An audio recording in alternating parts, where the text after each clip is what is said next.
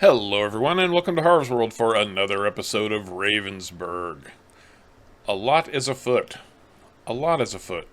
Now, first things first, I did get the clover all collected, got it compacted. It's in the silo fermenting, and as you can see, once again, the bunkers have been replaced. Why? I can only guess it's maize plus. Because the silos I had were not accepting clover again, I had to replace them with these. And lo and behold, once I swapped them out, yes, they did take clover. So, new silos once again. Very annoying, I have to tell you. That really needs to be fixed. It really, really does. Now, there are other strange things afoot that I'm going to tell you about. I'm going to give you a little bit of inside information today. Now, a lot of you probably saw the original setup video for this. It was the first one I'd ever done. It was a lot of fun to do, actually, kind of showing how you set up everything and just letting people in on what it takes to get going on a series like this. And I'm going to put a helper because I need to get this field planted in a hurry. But I also have other work that needs to get done today. So here's the deal. The deal is that, and I'm going to set up some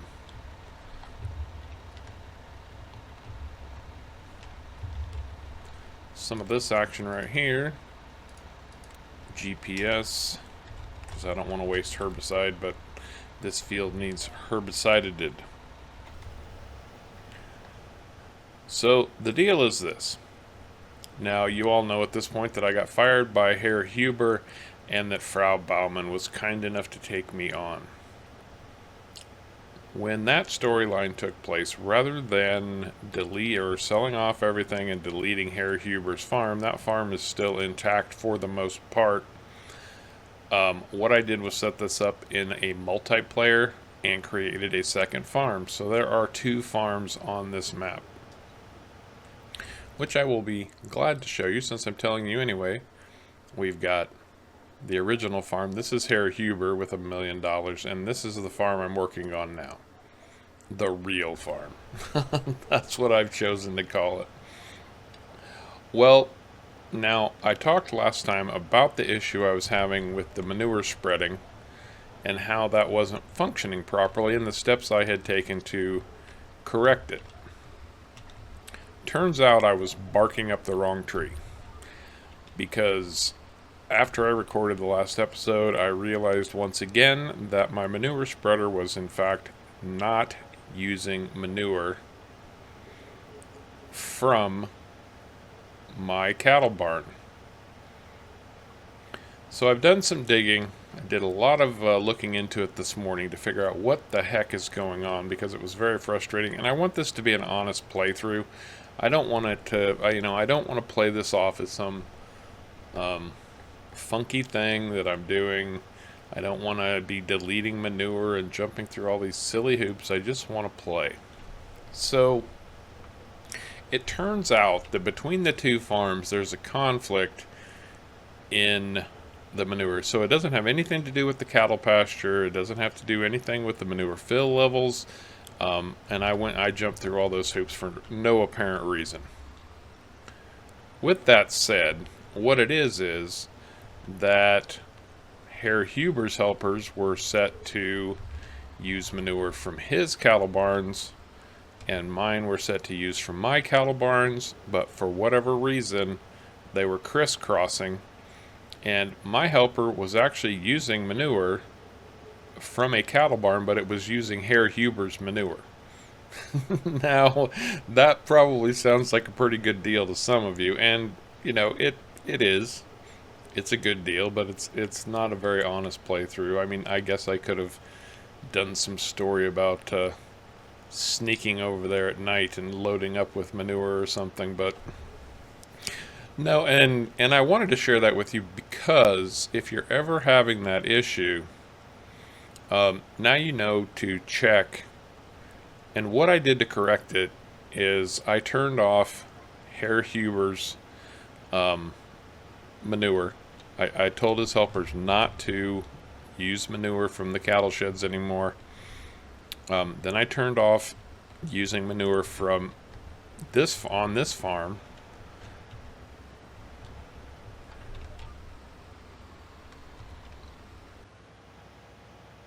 Then I went back. I turned on Herr Huber's manure again, came back, turned on the manure on this farm again, and lo and behold, I am now using manure on this farm like it's supposed to be used. So everything at this point should be hunky and dory. Keep your fingers crossed. It was quite the challenge to sort out, I have to tell you. It really, really was. Now, the reason that I am putting herbicide on this clover field, as soon as I get to the end, I will show you exactly what's going on, exactly what I predicted would happen. And we're almost there. Now, the clover field has developed some weeds in it. It is fully fertilized again. And I do want to say, in testing, I did complete a contract, so we do have a little bit of extra cash at this point. Let's just fold this up. I'm going to use it right over there on the canola field that my helper is planting at the moment. And I will just drop it right here. No. Drop it. Drop it. Okay.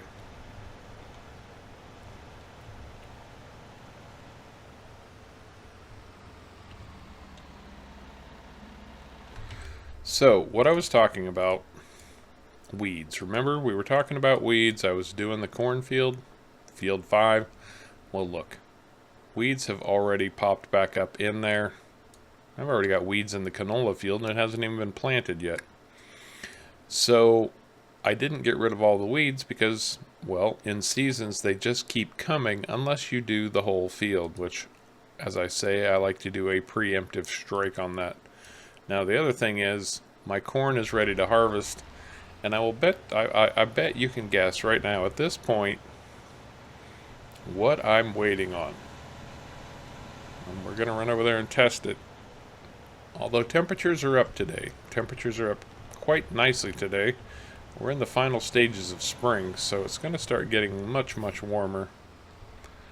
But yeah, the crop moisture was at 25% early this morning. And it's only down to 23%. So, what I can do, however, a couple of things. The first thing I'm going to do is show you something that I foolishly, mind you, and I do mean foolishly, forgot about. Now, as you've seen many, many times, I have been loading my manure spreader with the bucket. Turns out that was just a ridiculous thing to do. In fact, it means I can get rid of the ramp that I bought as a low-cost solution that I didn't even need because, frankly, I have the milling machine. For the love of God, I have the milling machine. What was I thinking? So the milling machine will nicely and happily fill my manure. It will do it very, very nicely. And it looks like it's full already. So, oh, I guess not. Maybe I just wasn't picking any more up. Or maybe I just got out of its range. But anyway, I don't know, something funky's going on here. There we go. So yes, the milling machine will in fact take care of this manure quite nicely, quite easily, and much, much more quickly than anything I have been using up until now. Well, and quite nicely, I have to say, our corn did dry out in a timely manner. As crazy as that sounds, I don't know if you remember when we were trying to harvest last fall, nothing was ready until the late afternoon, mid-afternoon anyway. So at least this late spring, the temperatures have come up enough, and we're at 65 degrees Fahrenheit now, so Yeah, we're doing good. We got a good start. One thing I did also want to mention now with seasons, if you leave stuff on the ground like grass or straw, um, anything like that laying around, you don't get it stored away or picked up, and you want to keep it, you cannot leave it laying on the ground in seasons. Because seasons will destroy those windrows if you don't get them collected. Now, I waited a little bit too long on the straw, and so seasons ate some of it. So I don't have nearly as much straw as I was hoping I was going to have. Only about 56,000 liters, something like that. So that could be a problem. At this point, I'm kind of almost hoping I can get another crop in that will provide me with more straw to get through the winter, especially with that herd growing at the rate it's going to be growing here over the next few months. We'll see. I don't know. If worst comes to worst, I can always buy more straw, or I can let the cattle do without for a while and build up some slurry, but I would rather not do that. I'm set up for manure at this point and not slurry, so I don't know. We'll see. We'll get that sorted out. These are things that happen working on the farm every once in a while. And especially, I don't play with seasons frequently. Not frequently enough. Although I do have to say, I am enjoying this playthrough. I'm enjoying seasons. I really do like it. So, you might see more of it in the future. It does bring a nice change of pace from the standard, you know, plant, fertilize, harvest, plant, fertilize, harvest, plant, fertilize, harvest. That constant rotation that starts happening when you're playing through a map on FS19. So it is what it is, as I always say.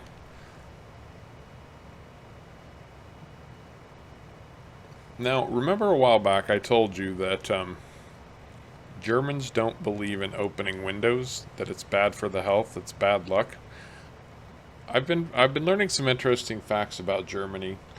I'm not going to call them strange. I'm not going to call them weird.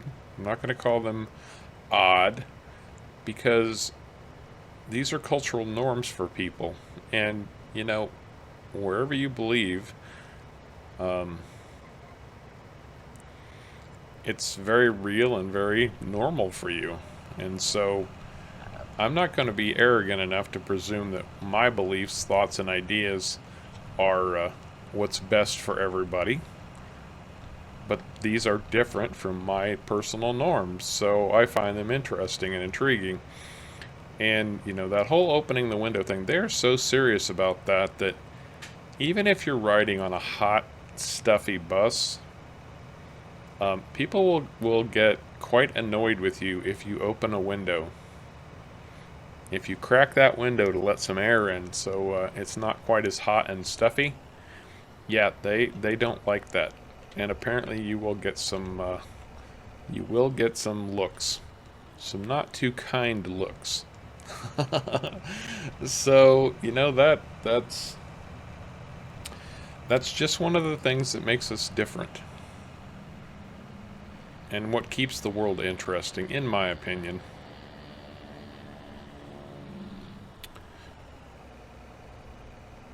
Another thing that they're very serious about is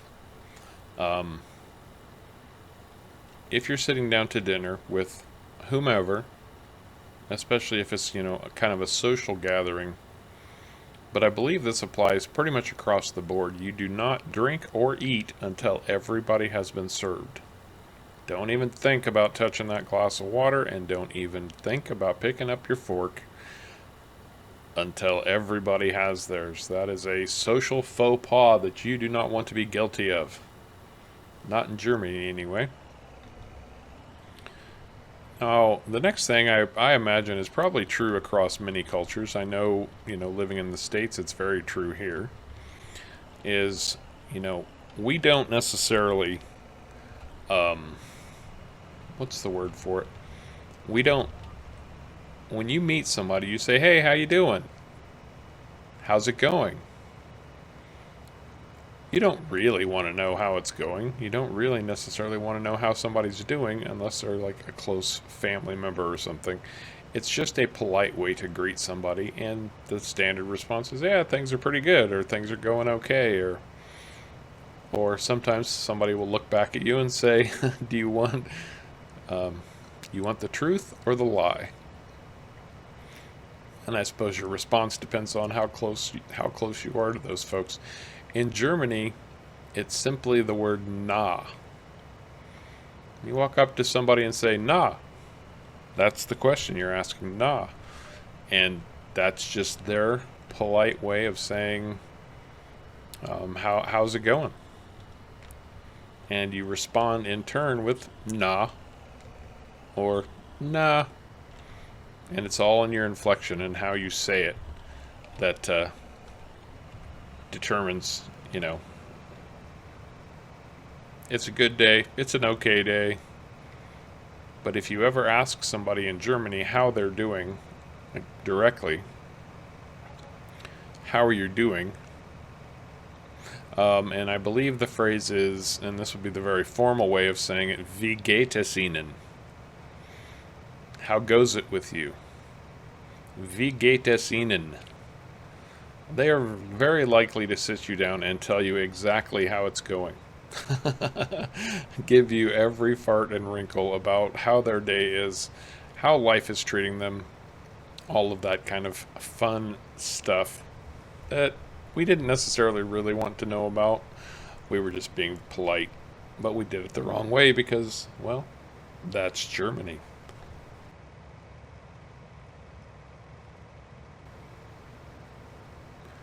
Another interesting little tidbit about Germany that I've picked up on here recently, and it is actually very interesting because, culturally speaking, I can only compare this to what takes place in the United States. I can't compare it to anywhere else. I don't know that much about it, but this is one of the reasons I do the world tours, because I love to learn this stuff. Anyhow, apparently when you go out to eat, even if it was, say, to a McDonald's, and I'm sure they have McDonald's in Germany, if you want ketchup packets, if you want plastic silverware, if you want anything extra like that, salt, pepper, those little tiny paper packets of salt and pepper, you have to pay for those. There's no freebies in Germany. Everything has a cost. Everything.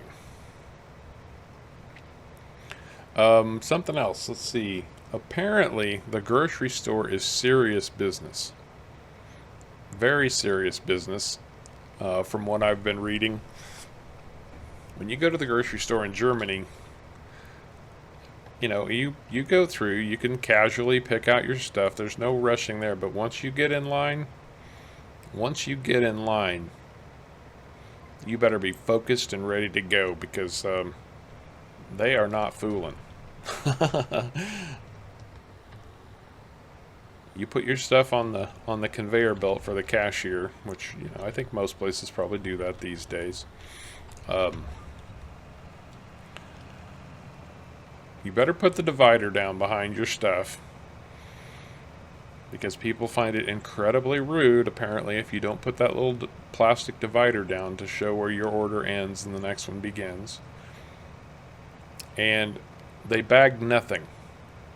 Don't expect to get your groceries bagged in Germany. You're expected to do that, and you're expected to do it quickly and efficiently. In fact, if you don't get your groceries out of the way before they start checking the next person, it's likely to become a jumble of nastiness. Bring a friend.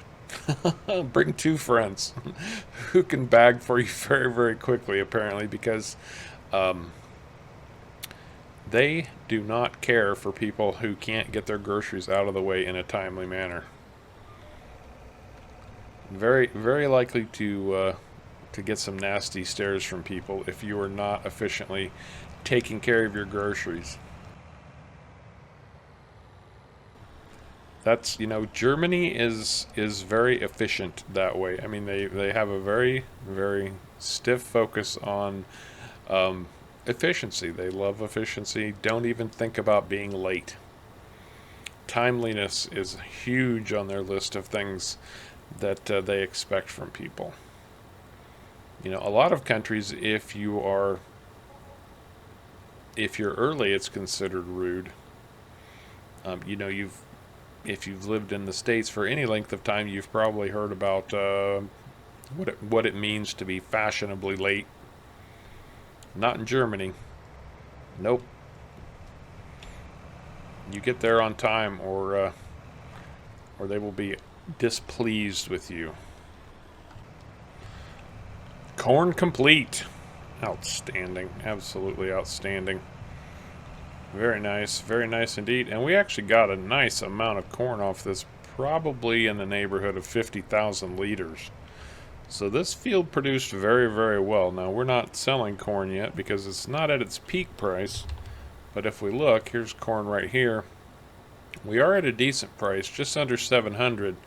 But in just a few months, we'll see this hopefully peak out closer to 900. At least it has in the past. That's the historical value. So keep your fingers crossed that once we can sell these crops off, and I should check the triticale. In fact, why don't I do that right now, because I know I've got that in my silo. If I can find it, because man, this list is long. It's selling at a nice price, but if I hold on till the end of fall, right at the beginning of winter, it looks like that's when it's historically peaking. So, I don't know. We'll see. I'll shut you down. Yeah, we got right at about 50,000 liters. I did have to go empty once already. And gosh, it's 7 o'clock already. So harvesting, and this is a very good sized field.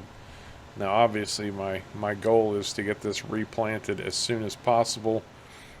The canola field is completely seeded. It's done. I have emptied the seeder and sent it back to the shop. But now I've got a lot of work to do to get that big field up and running again. That's going to pretty much be the focus for tomorrow.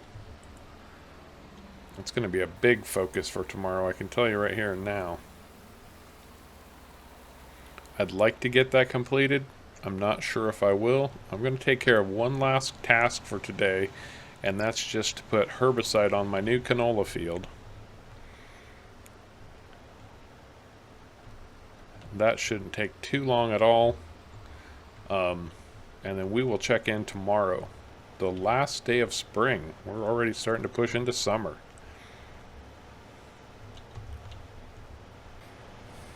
And the final day of spring is upon us. So where are we at? Well, I did get the herbicide on the canola field, so that is taken care of. It's resolved. I got up bright and early this morning. I hired a helper to go in and start spreading manure on the cornfield that just got harvested. Ooh, that boat's loud. What else have I done? I came down to the shop. And I made a command decision. I've been using this plow repeatedly, and I'm going to keep needing to use it as the farm grows. And the cornfield has to be plowed before anything else can be planted in it anyway. So, considering that this plow is less than $17,000, I went ahead and bought it. So, there's a few more interesting little factoids that I have learned about Germany. Interesting things about their culture. The things they type of do. The things they type of do. The type of things that they do. That allows them to keep their cultural sanity, if you will. Now, we did talk quite a bit about Christmas. And I don't remember if I mentioned this or not, but it is interesting. And that is simply that they celebrate Christmas the whole month. 24 days. It starts on December 1st. And as I did say for sure, Germans love their Christmas. Absolutely love it. They give their gifts on the 24th. Not on Christmas Day, but on 24th. But there are celebrations and gift giving throughout the month. That's kind of the purpose. One of the purposes of the Advent calendars we talked about was, you get a gift every single day of the month. So Christmas in Germany comes back again. What else? Well, apparently in Germany, rules are rules. They are very strict about their rules, and there's very little leeway. Don't even think about crossing the street at a red light. If you're walking and the light is red, do not walk. They take that stuff very, very seriously. And in Germany, parents still very much have control of their children and have no qualms about putting you in your place if you're behaving inappropriately around their children. Apparently, they they will get quite bent out of shape if you are not setting the proper example for their kids. So that's kind of a good thing. I'd say it's a good thing. Anytime a parent takes parenting seriously, I consider that a win. And kids don't get a choice. They're looking to us to take care of that business for them. So that's something that's pretty interesting about Germany. Apparently, coffee and cake is an acceptable lunch. But the other thing is that in Germany, what we would think of as lunch or what we would think of as dinner, they consider lunch. So they eat their big meal at the middle of the day, and then they'll eat a smaller lunch type meal, like a sandwich and a piece of fruit or something, for supper. So that's a little cultural difference that's interesting to me anyway. Get your big meal out of the way in the middle of the day. Then you can have your afternoon nap. You've got that after after dinner sleepiness brought on by all the carbohydrates, the potatoes and breads, and just go grab your nap and then go back to work, I suppose. Although that would be a different culture. I believe that would be Spanish cultures do the whole siesta thing, so I don't know. I really like the cultural differences that there are amongst countries. I enjoy learning about the different things people do to just be a member of their own society. You know what I mean? I'm sure you know what I mean. So, at this point, I am going to keep plugging along. I'm going to get as much of this cornfield done as I possibly can. But I think that's going to do it for this episode of Ravensberg. I hope you enjoyed it. If you did, please remember to hit the like and subscribe buttons down below. I very much appreciate you coming along for the ride.